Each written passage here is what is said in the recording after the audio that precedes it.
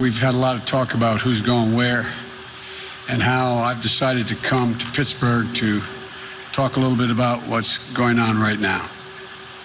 In the early days of World War II, Franklin Roosevelt told the country, and I quote, "The news is going to get worse and worse before it gets better and better. And the American people deserve to have it straight from the shoulder." Straight from the shoulder.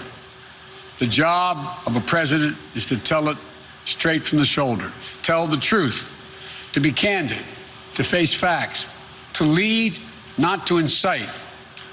That's why I'm speaking to you today.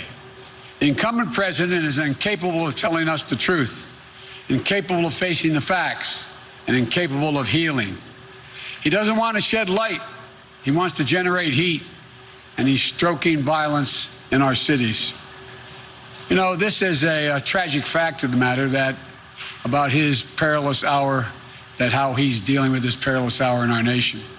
And now we have to stand against violence in every form it takes. Violence we've seen again and again and again of unwarranted police shooting, excessive force, 7 bullets in the back of Jacob Blake, knee on the neck of George Floyd, killing of Breonna Taylor in her own apartment, violence of extremists and opportunists, right-wing militia, the senseless violence of looting and burning and destruction of property. I want to make it absolutely clear, something very clear about all of this. Rioting is not protesting. Looting is not protesting. Setting fires is not protesting. None of this is protesting. It's lawlessness, plain and simple. And those who do it should be prosecuted. Violence will not bring change. It'll only bring destruction. It's wrong in every way. It divides instead of unites. Destroys businesses, only hurts the working families that serve the community. It makes things worse across the board, not better. No, it's not what Dr. King or John Lewis taught, and it must end. Fires are burning, and we have a president who fans the flames rather than fighting the flames. But we must not burn. We have to build. This president, long ago, forfeited any moral leadership in this country. He can't stop the violence because for years he's fomented it. You know, he may believe mouthing the words law and order makes him strong, but his failure to call on his own supporters to stop acting as an armed militia in this country shows how weak he is. Does anyone believe there'll be less violence in America if Donald Trump is reelected? We need justice in America. We need safety in America. We're facing multiple crises. Crises under Donald Trump have kept multiplying. COVID, economic devastation, unwarranted police violence, emboldened white nationalists, a reckoning on race, declining faith in the birth of the right American future. There's no reason why we can't just do so much more than we're doing. The common thread, the incumbent president who makes things worse, not better.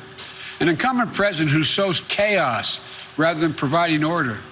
An incumbent president who fails in the basic duty of the job, which is to advance the truth that all of us know, that we're all born with the right to life, liberty, and pursuit of happiness. That's right, all of us. The moms and dads in Scranton, where I grew up, who have worked and scraped for everything they've ever gotten in life.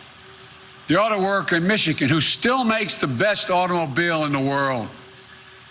The single mom in Ohio working 3 jobs just to stay afloat, who'll do anything for her child. Retired veteran in Florida who gave everything he had to this country and now just wants us to honor the promises made to him. Lord & Taylor salesperson who just lost their job, a store closing after 194 years in business. Nurses and doctors in Wisconsin who've seen so much sickness, so much death in the past 6 months. And they wonder how much more can they take? But still, they muster up the courage to take care of those patients in this pandemic while risking their own lives. Researchers in Minnesota who woke up this morning determined to find a breakthrough in treating cancer. And will do the same thing tomorrow and the day after and the day after, because she'll never give up. White, black, Latino, Asian American, Native Americans, everybody. I'm in this campaign for you, no matter your color, no matter your zip code, no matter your politics. When I think of the presidency, I don't think about myself. It isn't about my brand, it's about you, the American people. We can do better, and we have to do better. And I promise you this, we will do better. You know, the road back begins now in this campaign. You know me. You know my heart. You know my story, my family story. Ask yourself, do I look like a radical socialist with a soft spot for rioters? Really? I want a safe America, safe from COVID, safe from crime and looting, safe from racially motivated violence, safe from bad cops. Let me be crystal clear, safe from 4 more years of Donald Trump. I look at this violence and I see lives and communities and the dreams of small businesses being destroyed, and the opportunity for real progress on the issues of race and police reform and justice being put to the test. Donald Trump looks at this violence and he sees a political lifeline. Having failed to protect this nation from the virus that has killed more than 180,000 Americans so far, Trump posts an all-caps tweet screaming law and order to save his campaign. One of his closest political advisors in the White House doesn't even bother to speak in code. She just comes out and she says it. Quote, the more chaos, violence, the better it is for Trump's reelection. Just think about that. This is a sitting president of the United States of America. He's supposed to be protecting his country, but instead he's rooting for chaos and violence. The simple truth is, Donald Trump failed to protect America. So now he's trying to scare America. Since Donald Trump and Mike Pence can't run on their record that has seen more American deaths to a virus, this virus, than the nation suffered in every war since Korea combined. Since they can't run on their economy that has seen more people lose their jobs than any time since the Great Depression. Since they can't run on the simple proposition of sending our children safely back to school. Since they have no agenda or vision for a second term. Trump and Pence are running on this, and I find it fascinating. Quote, you won't be safe in Joe Biden's America. And what's their proof? The violence we're seeing in Donald Trump's America. These are not images of some imagined Joe Biden America in the future. These are images of Donald Trump's America today. He keeps telling you, if only he was president, it wouldn't happen. If he was president, he keeps telling us that he was president, you'd feel safe. Well, he is president, whether he knows it or not. And it is happening. It's getting worse. And you know why? Because Donald Trump adds fuel to every fire. Because he refuses to even acknowledge that there's a racial justice problem in America. Because he won't stand up to any form of violence. He's got no problem with right-wing militia, white supremacists, and vigilantes with assault weapons, often better armed than the police, often in the middle of the violence at the protesters and aiming it there. And because tens of millions of Americans simply don't trust this president to respect their rights, to hear their concerns, or to protect them. It doesn't have to be this way. When President Obama and I were in the White House, we had to defend federal property. We did it. We didn't see it. You didn't see us whipping up fears around the deployment of secret federal troops. We just did our job, and the federal property was protected. When President Obama and I were in office, we didn't look at cities as Democratic or Republican run. These are American cities. But Trump doesn't see himself as president for all of America. Frankly, I believe if I were president today, the country would be safer and we'd be seeing a lot less violence. And here's why. I have said we must address the issue of racial injustice. I've personally spoken to George Floyd's family and to Jacob Blake's family. I know their pain, and so do you. I know the justice they seek, and so do you.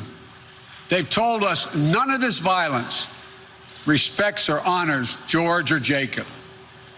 I believe we can bring these folks fighting for racial justice to the table. I've worked with police in this country for many years. I know most cops are good, decent people. I know how they risk their lives every time they put that shield on and go out the door. And I'm confident I can bring the police to the table as well. I'd make sure every mayor and governor had the support they needed from the federal government, but I wouldn't be looking to use the United States military against our own people. If I were president, my language would be less divisive. I'd be looking to lower the temperature in this country, not raise it. I'd be looking to unite the nation. But look, if Donald Trump wants to ask the question, who will keep you safer as president? Let's answer that question. First, some simple facts. When I was vice president, violent crime fell 15% in this country. We did it without chaos and disorder. And yes, we did it with Democratic mayors in most of the major cities in this country. The murder rate now is up 26% across the nation this year under Donald Trump. Do you really feel safer under Donald Trump? COVID has taken this year, just since the outbreak, has taken more than 100 years. Look, here's the lives, when you think about it, more lives this year than any other year for the past 100 years. More than 180,000 lives in just 6 months. An average of 1,000 people dying every day in the month of August. Do you really feel safer under Donald Trump? Mr. Trump, you want to talk about fear? Do you know what people are afraid of in America? They're afraid they're going to get COVID. They're afraid they're going to get sick and die. And that is in no small part, it's because of you. We're now on track to more than 200,000 deaths in this country due to COVID. More than 100,000 seniors have lost their lives to the virus. More cops have died from COVID this year than have been killed on patrol. Nearly 1 in 6 small businesses is closed in this country today. Do you really feel safer under Trump? What about Trump's plan to destroy the Affordable Care Act? And with it, the protections for pre-existing conditions that impacts more than 100 million Americans. Does that make you feel safer?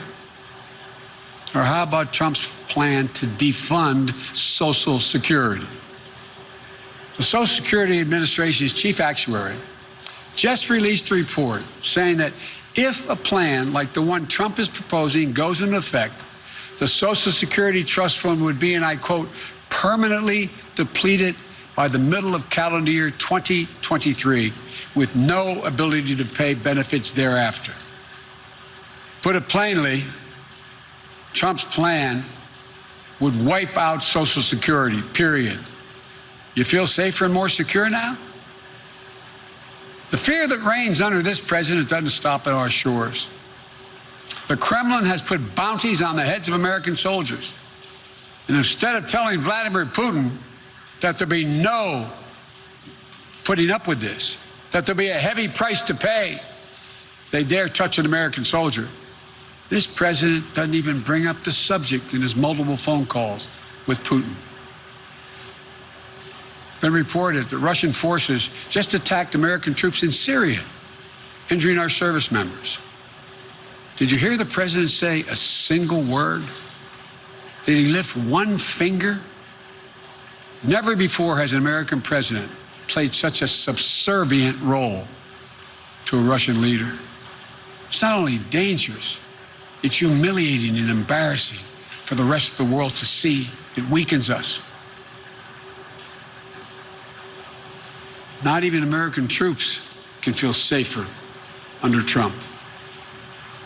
Donald Trump's role as a bystander in his own presidency extends to the economic plan and pain, the plan he doesn't have and the pain being felt by millions of Americans. He said this week, and I quote, "You better vote for me or you're going to have the greatest depression you've ever seen." Does he not understand and see the tens of millions of people who've had to file for unemployment this year so far? The people who won't be able to make next month's rent payment? The people who lost wages while the cost of groceries have gone up dramatically? President Obama and I stopped the Depression in 2009. We took a bad economy that was falling and turned it around. Trump took a good economy and drove it back into the ditch. Through his failure to get COVID under control, his failure to pull together the leaders in Congress, his failure to deliver real relief to working people, has made our country economic situation so much worse than it had to be. When we talk about safety and security, we should talk about basic security of being able to look your child in the eye and tell them everything's going to be okay. Don't worry, honey, we're not going to lose our home. We're going to be able to put food on the table. It's going to be okay. It's the job of the president. I've laid out an agenda for economic recovery that will restore a sense of security for working families. We won't just build things back the way they were before. We're going to build them back better with good-paying jobs, building our nation's roads, bridges, solar arrays, windmills, with investments in our health care and child care workers so they get the pay and dignity they deserve while easing the financial burdens on millions of families. With a clean energy strategy that is a place for the energy workers right here in Western Pennsylvania. I am not banning fracking. Let me say that again.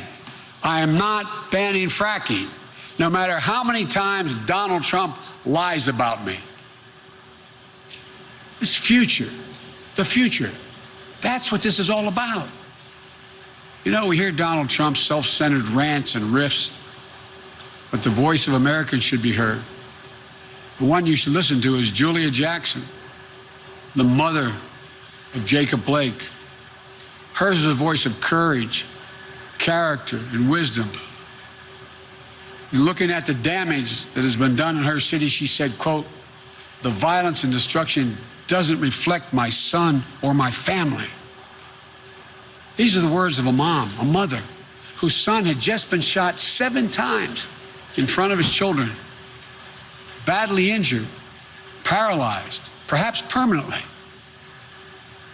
And even as she seeks justice for her son, she's pleading for an end to the violence and for this nation to heal. She said she was praying for her son. Then she said something to me that surprised me. She said she was praying for all police officers. She said she was already been praying for America even before her son was shot. She's publicly asked all of us to examine our hearts. Citizens, elected officials, the police, all of us. And then she said this, quote, "We need healing. More than anything, that's what we need to do as a nation. We need to heal. The current president wants you to live in fear. He advertises himself as a figure of order. He isn't. And he's not been part of the solution thus far. He's part of the problem. The problem that I, as president, will give you my all resolve to stop. I'll deal with the virus. I'll deal with the economic crisis. And I'll work to bring equality and opportunity to everyone. We've arrived at a moment in this campaign we all knew, including the press in front of me, knew we'd get to. The moment when Donald Trump would be so desperate he'd do anything to hold on to power. Donald Trump has been a toxic presence in our nation for 4 years, poisoning how we talk to one another, poisoning how we treat one another, poisoning the values this nation has always held dear, poisoning our very democracy. Now, in just a little over 60 days, we have a decision to make. Will we rid ourselves of this toxin? Or will we make it a permanent part of our nation's character? You know, as Americans, I'm confident we believe in honesty and decency, treating everyone with dignity and respect, giving everyone a fair shot, leaving no one behind, giving hate no safe harbor, and demonizing no one. We up to now always recognize there's something bigger than ourselves as we're about. Trump doesn't seem to believe in any of that. Look, I've said it before and I'll keep saying it. America's an idea. It's the most powerful idea in the history of the world. And I believe it beats in the hearts of the people of this country. All men and women are created equal. And they deserve to be treated equally. Trump has sought to remake this nation in his image, selfish, angry, dark, and divisive. This is not who we are. At her best, America has always been, and if I have anything to do with it, will be again generous, confident, an optimistic nation, full of hope and resolve. Donald Trump is determined to instill fear in America. That's what his entire campaign for the presidency has come down to, fear. But I believe Americans are stronger than that. I believe we'll be guided by the words of Pope John Paul II, words drawn from the scriptures. Be not afraid. Be not afraid. Fear never builds the future, but hope does. And building the future is what America does, what we've always done. In fact, it's what we have done best and continue to do best. This is the United States of America. There's not a single thing beyond our capacity when we decide to do it together. So let's get together. I want to thank you all. May God bless you, and may God protect our troops. I'm Egberto Willies, host of Politics Done Right, an independent news program. I post several news videos of interest every day. I ask you so kindly to subscribe to my channel, and please leave me some comments. Thank you very much.